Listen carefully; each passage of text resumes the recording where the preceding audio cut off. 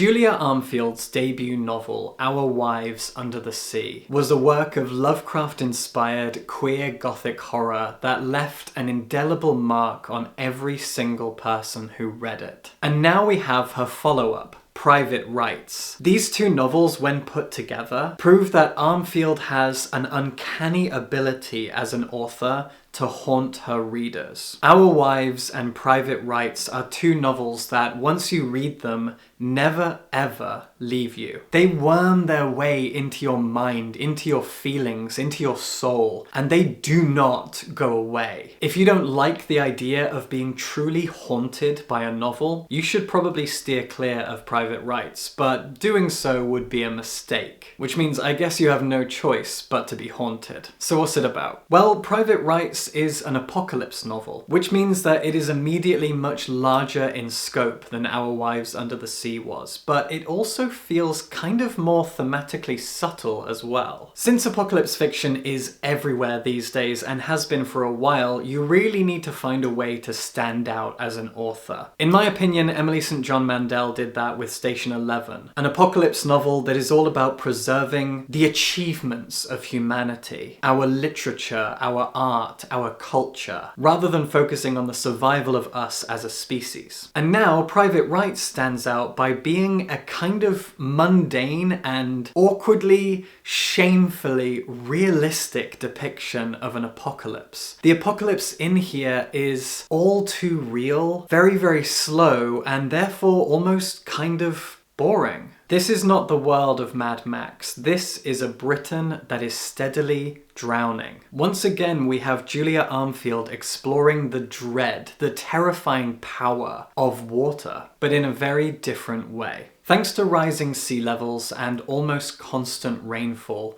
Britain is submerged. But what's really bleak about this world isn't the fact that everything is drowning. It's the fact that we are carrying on. The cogs of capitalism just keep turning. In Private Rites, people still have jobs. Electricity and internet still work. People commute every single morning. It's not easy, but we all do it. One of our protagonists works in a coffee shop. We still have coffee shops, but coffee is very expensive now. Everything is. People are complaining about rising prices and the fact that they can't afford everything. Cars are no longer a thing, and nor is international travel. The only real way to survive is to live in a city where you can live in a high-rise building, and you're likely going to commute by train, and now all trains are on raised tracks. The world is underwater, and yet that hasn't stopped capitalism, and for me as a reader at least, this was the darkest and saddest aspect of this haunting novel. But Private Rites is about two things: the world and the characters. And our characters are a King Lear-inspired family of 3 daughters, whose famous father has just died. This father was an architect who designed buildings which adapted to this climate crisis. Houses on stilts that gradually rose up along with the water levels. And now he's dead, and these 3 sisters who no longer get along with each other, and arguably never really did, have to come together for his funeral and more, and we spend the whole novel in their heads. His eldest daughters, Isla and Irene, are only a year apart. They're both in their 30s, and his youngest daughter, Agnes, is in her early 20s. She is 10 years younger than the other 2. She had a different mother who has gone missing, and Isla and Irene are kind of bonded over the fact that they don't really like their little sister. All 3 of these women are queer, all 3 of them have suffered abuse, all 3 of them hate their father. They are all full of trauma. In fact,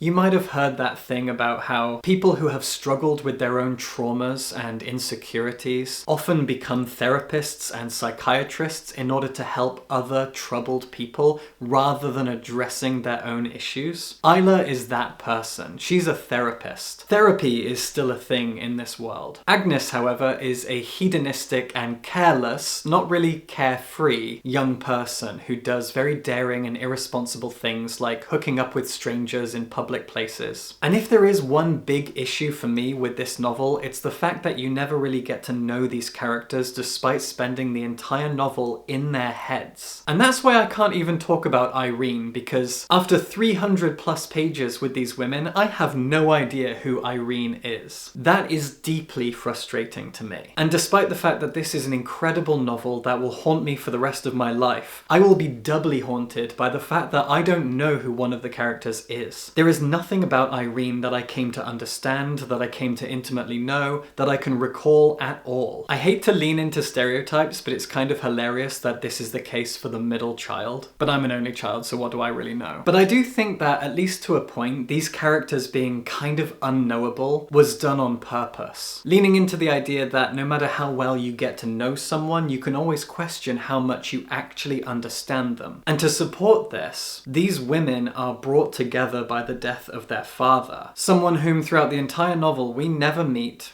We never hear his words exactly. Everything we learn about him, every word we ever hear him say is an echo of a memory of one of these three daughters. We never know him, we only know how they remember him, and they all hated him. It's not necessarily that they are unreliable memories, or that these memories continue to clash with each other throughout the novel. It's more a reminder that people are defined by how we remember them. Legacy is a difficult thing to wrangle with, and that's something that the book seems to be doing. This man's legacy, from his daughter's perspective, is that he was a monster. We know him through how they remember him, and they remember him with no kindness or fondness. And throughout the novel, they butt heads with each other over their memories, over how they remember their childhoods and their teen years being. The 10-year gap between the eldest two daughters and the youngest is vital, because once again, it plays into the unreliable nature of memory. Private Rites is a novel about haunting. They are haunted by their father, they are haunted by their memories and their trauma, they are haunted by their own decisions, and they live in a drowned world where every other person feels like a ghost. And what's curious about how the characters and the world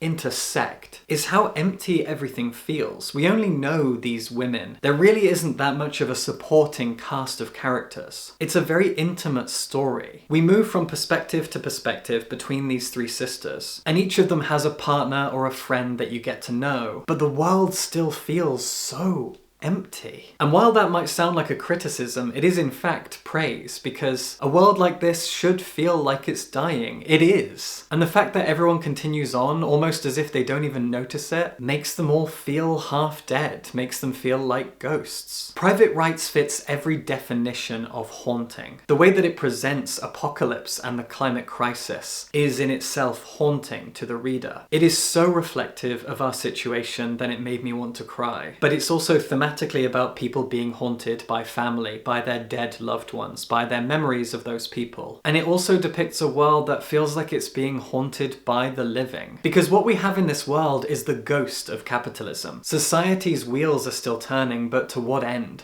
Money is being exchanged. People commute to their jobs, but why? Where is this machine taking us now when the world is ending? There is no advancement. There is arguably adaptation. That's what these sisters' father was doing, but is that it? Is that enough? Adapting to the end? An end caused by capitalism? It's terrifying. And what's so interesting about focusing on the three daughters of this architect is that the novel seems to be honing in on the fact that human drama will always come first. We are a culture. We are a society, long before we are a machine. Revolution needs to happen, and instead people are just falling into old habits of doing their jobs, having sex, falling in love, breaking up. The entire family drama aspect of this book is its core, and yet it all feels so pointless, so hollow, because these people are ultimately drowning, quite literally. And so you might feel frustrated at how this novel is set during an apocalypse and yet focuses primarily on a family feud. It's a daring thing to do because it reinforces the climate themes of the novel by making its main plot and characters seem juvenile.